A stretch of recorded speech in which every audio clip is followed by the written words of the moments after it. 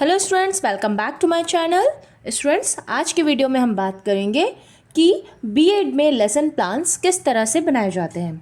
Lesson plan BEd का एक बहुत ही इम्पॉर्टेंट पार्ट है।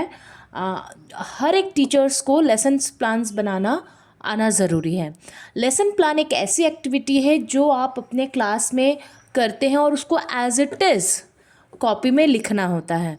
लेसन प्लान को समझने के लिए आपको ये जानना ज़रूरी है। आप ये इमेजिन करें कि आप किसी क्लास में प्रेजेंट हैं, ठीक है। इमेजिन करें आप कि आप क्लास में प्रेजेंट हैं और उस क्लास में आप जो एक्टिविटी कर रहे हैं आपके और आपके स्टूडेंट्स के बीच जो कॉन्वर्सेशन हो रही है उसको एज इट इज़ हम कॉपी में प्रेजेंट करते हैं। उसे हम क्या कहते हैं? Lesson plan. तो चलिए देखें, शुरू करते हैं कि ये जो लेसन प्लान है उनमें किन किन पॉइंट्स को हमने डिस्कस किया है। तो लेसन प्लान का जो सब्जेक्ट लिया है वो मैथ्स है। क्लास है हम 6th क्लास और टॉपिक है हमारा सर्कल। देखें, ये जो भी टीचर होता है जब वो क्लास में एंटर करता है तो सबसे पहले ज़रूरी है वो क्या एक्टिविटी करते हैं? ब्लैक बोर्ड एंट्रीज करते हैं। ब्लैक बोर्ड पे class, subject, school, date, time और पीरियड, ये सारी चीज़ें मेंशन करनी होती है। तो इसे बोला जाता है ब्लैक बोर्ड एंट्रीज। क्लास, तो क्लास में आप क्या लिखेंगे? Class 6th। सब्जेक्ट है यहाँ पे मैथ्स। स्कूल, जिस भी XYZ स्कूल में आप पढ़ते हैं वो पढ़ाते हैं ऑफ कोर्स। एंड डेट, जो भी डेट है, टाइम पीरियड और आपकी जो क्लास हो रही है उसका पीरियड कौन सा वो यहाँ मेंशन करना होता है। देन उसके बाद टीचर सबसे पहले क्लास में टॉपिक मेंशन करता है ब्लैक बोर्ड के ऊपर।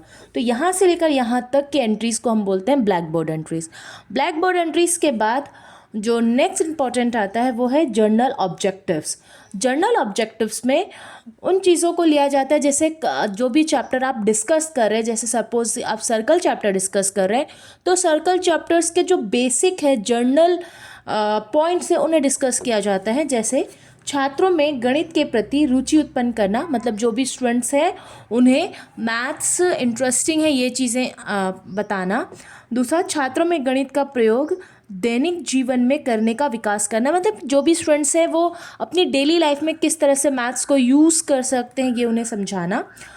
और इस टॉपिक का जो स्पेसिफिक ऑब्जेक्ट है वो है छात्र में व्रत का ज्ञान देना, मतलब कि स्टूडेंट्स को समझाना कि सर्कल क्या होता है, ठीक है। देन नेक्स्ट है व्रत का क्षेत्रफल ज्ञात करने में रुचि लाना, कि व्रत का जो एरिया है ये सारी चीज़ें स्टूडेंट्स को समझाना।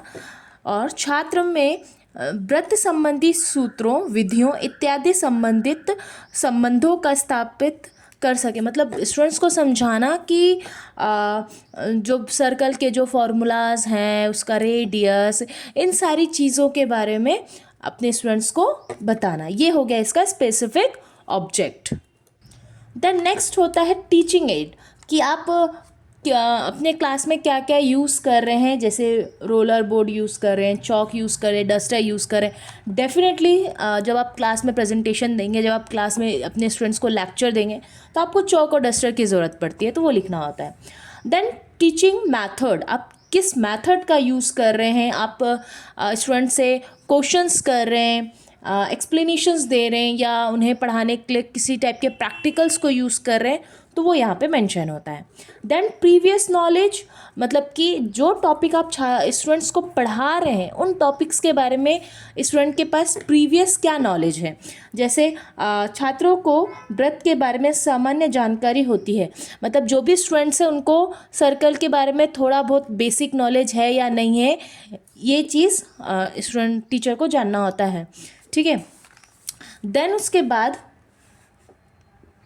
जैसे जो टीचर है वो इंट्रोडक्शन स्टार्ट करता है, चैप्टर का इंट्रोडक्शन देता है।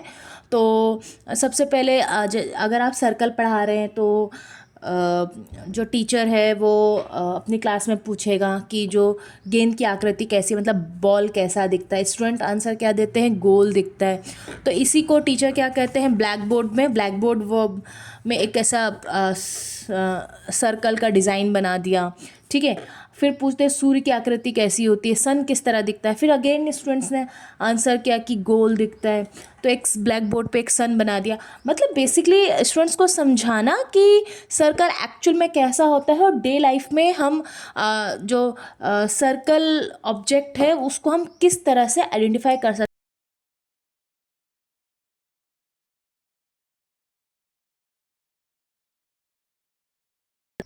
उसके बाद जो चैप्टर आप पढ़ा रहे हैं उसका एम क्या है, तो एम है व्रत के बारे में अध्ययन, मतलब इसकी सर्कल को स्टडी करना। देन उसके बाद आता है प्रेजेंटेशन। प्रेजेंटेशन में वो सारी एक्टिविटीज़ होंगी जो उस क्लास में टीचर और स्टूडेंट्स के बीच जो कम्युनिकेशन हो रहा है, जो कन्वर्सेशन हो रहा है, उसके बारे में होता है। तो यहाँ पे हम इस तरह के 4 टेबल्स बनाते हैं प्रेजेंटेशन में। यहाँ पे लिखा जाता है टीचिंग पॉइंट्स। टीचिंग पॉइंट्स मतलब कि शिक्षण बिंदु, मतलब उस क्लास में किन किन टॉपिक्स पर बात हुई है। जैसे कि अगर सर्कल चैप्टर है तो सर्कल में हम सर्कल के बारे में बात करेंगे, उसके रेडियस के बारे में बात करेंगे, ठीक है। देन होता है प्यूपल टीचर एक्टिविटी, छात्र अध्यापक क्रियाएं, मतलब कि जो भी टीचर है उसकी क्या एक्टिविटीज़ है, वो स्टूडेंट्स के साथ क्या क्वेश्चंस पूछ रहा है, उनके क्वेश्चंस वगैरह ये पूछे जाते हैं। देन स्टूडेंट रिस्पॉन्स, मतलब जो टीचर ने जो क्वेश्चंस किए हैं तो स्टूडेंट उन क्वेश्चंस का क्या रिस्पॉन्स दे रहे हैं। देन ब्लैक बोर्ड वर्क, मतलब कि ब्लैक बोर्ड में कौन सी एक्टिविटीज़ हो रही है, मतलब कोई डायग्राम्स बना रहे हैं ये सब, ठीक है।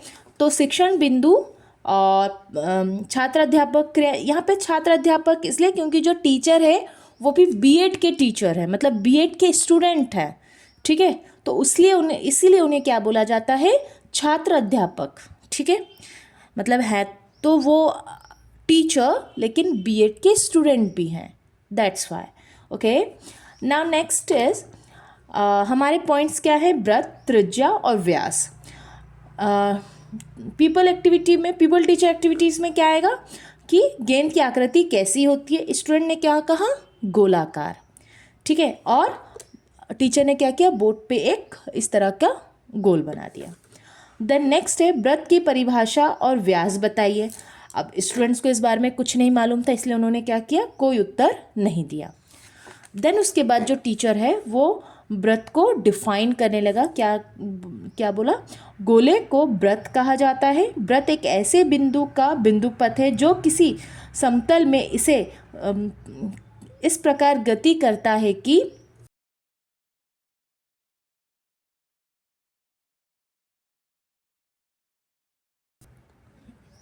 स्थिर बिंदु से दूरी सदैव समान रहे। इस तरह से टीचर ने क्या किया, व्रत को डिफाइन किया। और स्टूडेंट्स आप अभी भी बैठ के क्या कर रहे हैं, सुन रहे हैं। मतलब यहाँ ये वो कंडीशन है जब टीचर क्लास में एक्सप्लेनेशन कर रहा है, एक्सप्लेन कर रहा है व्रत को, सर्कल को, ठीक है। आई होप कि आप लोग समझ रहे हैं, चीज़ों को अच्छे से समझें। 4th पॉइंट है व्रत पर स्थिर किसी बिंदु को व्रत के केंद्र से मिलाने वाला रेखाखंड उस व्रत की त्रिज्या तथा केंद्र से होकर जाने वाली जीवा उस व्रत की व्यास होती है। छात्र क्या कर रहे हैं, सुन रहे हैं। मतलब कि फिर टीचर ने क्या क्या जो पीपल टीचर एक्टिविटीज़ है, जो पीपल टीचर उन्होंने क्या किया कि एक सेंटर लिया और यहाँ पे एक सर्कल बनाया, सेंटर बनाया और बताया कि ये जो सर्कल है उसके सेंटर से जो जाएगा उसे हम क्या कहते हैं, त्रिज्या, जिसको आर से डिफाइन करते हैं। और अगर इसी त्रिज्या को बढ़ा दिया जाए तो इसे क्या बोला जाता है, व्यास। इस तरह से टीचर ने ब्लैक बोर्ड पे स्टूडेंट को एक्सप्लेन किया कि इसे त्रिज्या कहते हैं और इसे व्यास कहते हैं। देन ये पॉइंट भी कवर हुआ। अब नेक्स्ट उनके टीचिंग पॉइंट्स क्या थे, टीचिंग पॉइंट्स हैं व्रत के अंत एवं बाह्य क्षेत्र, मतलब अब सर्कल के एरिया के बारे में बात हो रही है। तो पीपल टीचर एक्टिविटी, व्रत के अंत एवं बाह्य क्षेत्र को समझाइए। तो स्टूडेंट्स को इस बारे में कुछ नहीं पता था तो उन्होंने क्या एक्टिविटी दी, कोई आंसर नहीं किया।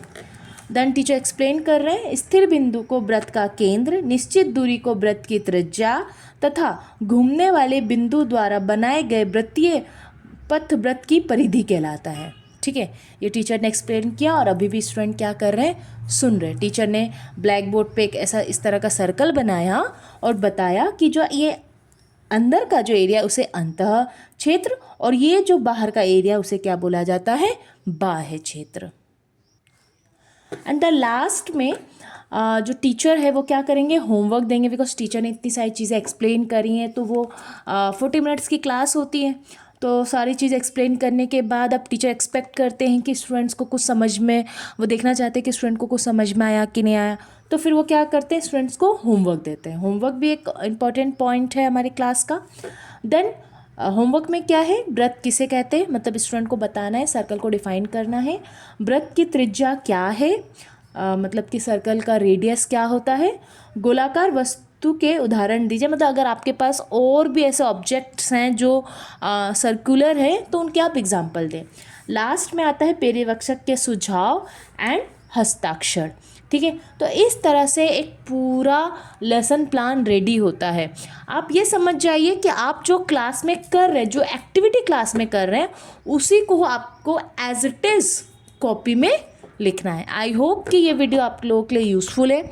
अगर किसी और टॉपिक पे आपको लेसन प्लान या माइक्रो लेसन प्लान्स या ऑब्जर्वेशंस के वीडियोस चाहिए तो प्लीज़ आप मुझे कमेंट बॉक्स पे कमेंट करें। Thank you.